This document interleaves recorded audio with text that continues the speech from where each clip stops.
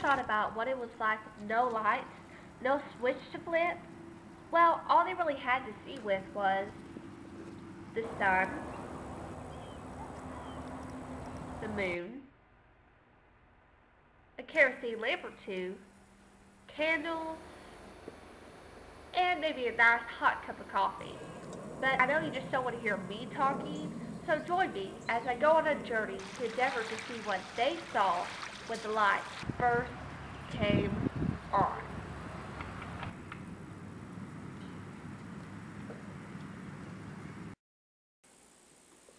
Before electricity, when I was growing up, we had a house that had two different types of lighting besides the coal oil lamps that we end up using.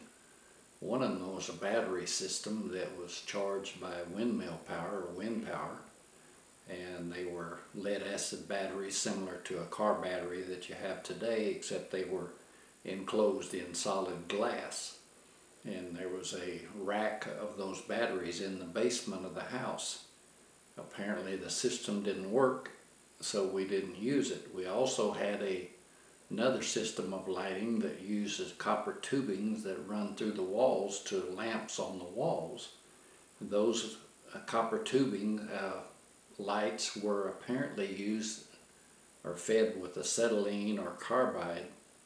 Again, the system did not work, and so we ended up using coal oil lamps, as we called it, kerosene lamps. And that was the lighting that we had as I grew up until about the third or fourth grade. 15 years old, I was wondering why we didn't have electric, because I had noticed that some of the neighbors had it. And of course, we didn't go to town much, but I knew they had it in town. And even to this day, I don't know exactly why we didn't have it as soon as we had it. But I do know that it was during Franklin Roosevelt's term in office that he is the one that got it for the rural area. And I think probably because we didn't get it was probably because we didn't have the money.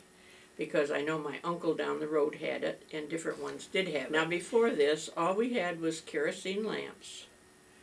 And I don't know whether you know much about them or not, but there's different kinds of those. There's some that just have a wide wick, and they give off a dim light, but it is better than a candle. And then there's one called the Aladdin lamp. It's a taller lamp, and it had different kind of mantles.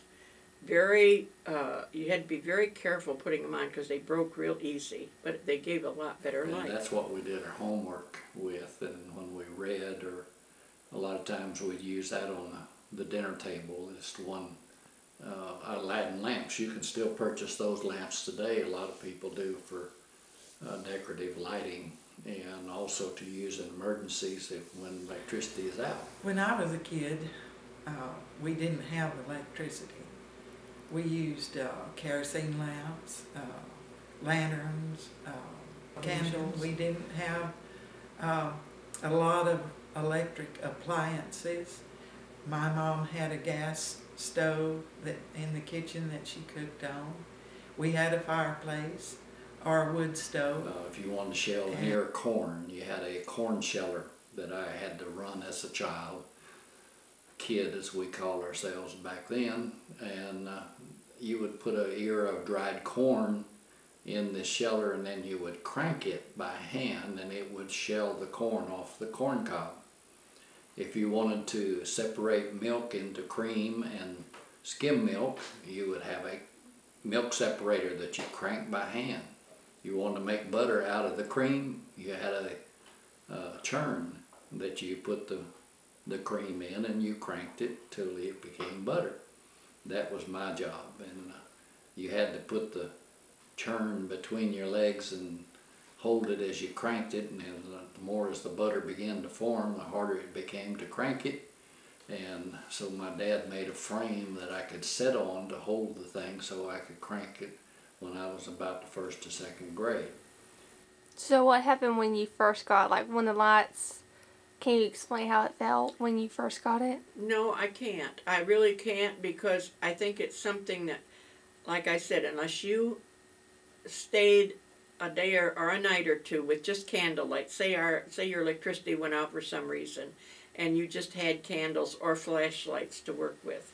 Now we only had one flashlight that I can remember. We did have lanterns that we used at the barn, but we only had the one big flashlight, and that had to be used just for emergencies if something happened that we needed one in the night.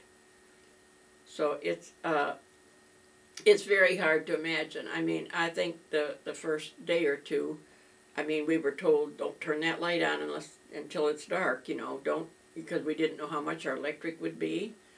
And so, I mean, we were very cautious about, you know, not using excessive like we do now. We can have lights on and we don't even think anything about it, you know. I was a teenager when we first got electricity, and it was amazing to me that we didn't have to go to the store to buy a gallon of kerosene to keep the lamps filled up. We didn't have to wash lamp chimneys. We didn't have to do a lot of things. This happened about 1939 or 1940.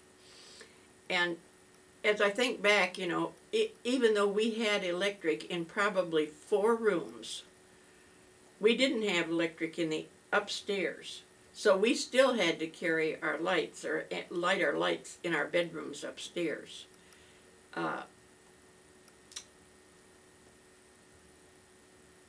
It's very hard to explain how one thing like that can change your whole life. We girls always wanted to look better, you know, and seeing ourselves in a better light also helped. Stop it. Okay. I lost my train of thought. But it did make life a lot easier. Mom got some better appliances, better things to work with, a washing machine, things that made her life a lot easier. And it was just a progression of different things that was to come, but I don't know, I guess at that age, you know, I was just so glad to have it. And I can remember bragging on the school bus, telling the kids that we had gotten electric. And some of them, then I felt bad afterwards, not at the time, but afterwards I thought, you know, there was some of them that didn't have it yet, and that I shouldn't have been that boastful. Then one day we was fortunate enough to see them building the power line down our road. The wiring back then a little different than it is now. You had one single wire, dual wire that came down from the ceiling with a little bulb holder on it and a string that run down from that, and you could just, it was amazing. You could just reach over and pull that string and you have instant light, and it would light up the whole room all by itself. Just one bulb would light up a whole room. It was amazing. And you have motors then you could put on things, and you flip a switch, and it was just, it was like we was in heaven. I mean, just having electricity. And today, if you didn't have electricity in most homes today, you would, they just wouldn't be livable. People depend on electricity so much now that your heating, your cooling, your water won't run, nothing will work if you don't have electricity. Unless you experience it, I don't think there's no way you could tell, except if you went a few nights with just a candle and see how dim it is, and then turned a light on, and then you'd really appreciate it. Things that we take for granted today, all we have to do is flip a switch. Back then, if there was no electric power, people would not know how to do the things that we used to do as a child before we had electricity. They would just simply throw up their hand and say, we don't know what to do. But back then you found a way to do it because you didn't have any choice. But that was my life before electricity.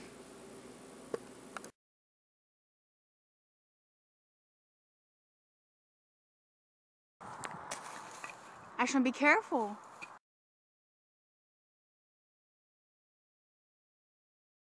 Say bye. Bye.